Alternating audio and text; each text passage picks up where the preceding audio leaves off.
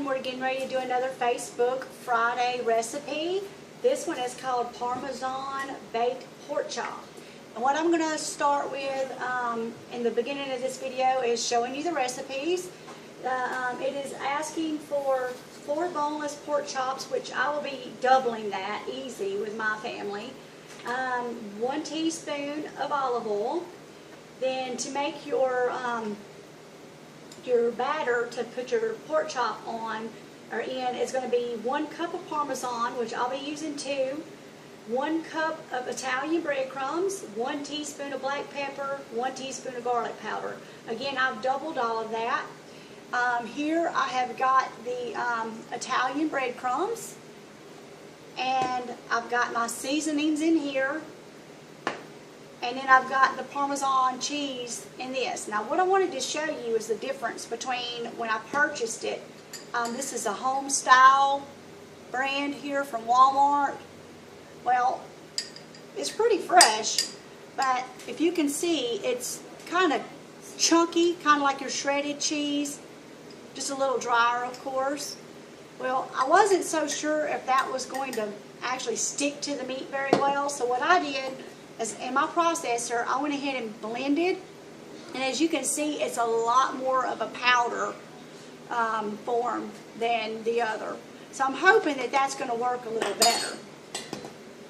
So guess what we'll do is we're going to make the bread mix for the pork chops. I'm going to pour my breadcrumbs in there, and I'm going to pour my cheese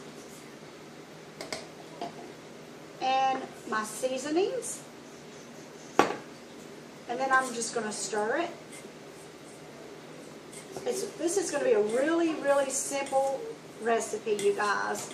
I've not made it. This is the first time I've made it, so I'm going to probably goof and get my words twisted around, and I'm sorry. But, you know, again, I'm not trying to be a professional with this. I'm just trying to teach my children how to cook, because if they're anything like I was at the age that they're really able to learn how to cook, they're going to be wanting to hang out with friends and go do this and do that and just let mom take care of them until mom, one day I'm going to have to cook. So they'll be able to go back, you know, in their early 20s and pull up these recipes and these videos, and they can still say I taught them. Okay, this is pretty much done. That's it, you guys. The next thing we're going to do, we're going to rub the pork chops with olive oil and then dip or coat each one in the cheese mixture. Press the mixture over the pork chop to make sure they are well covered in it.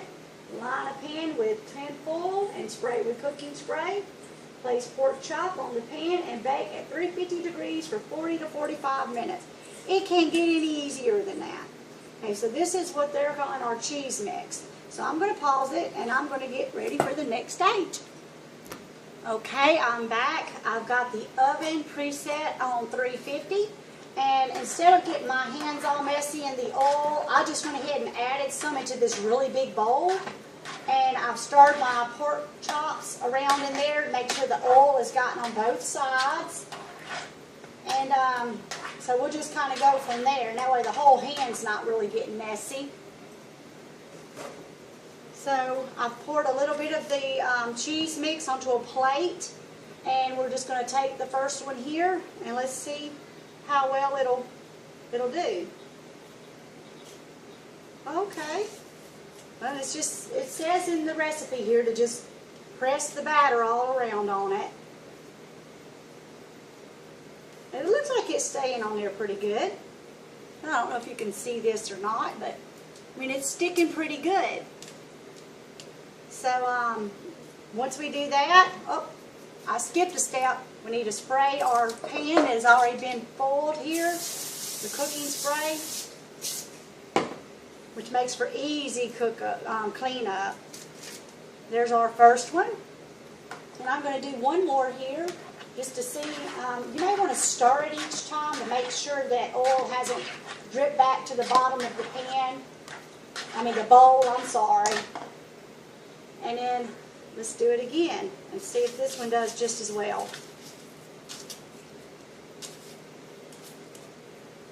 Oh yeah, this can't get any easier, you guys.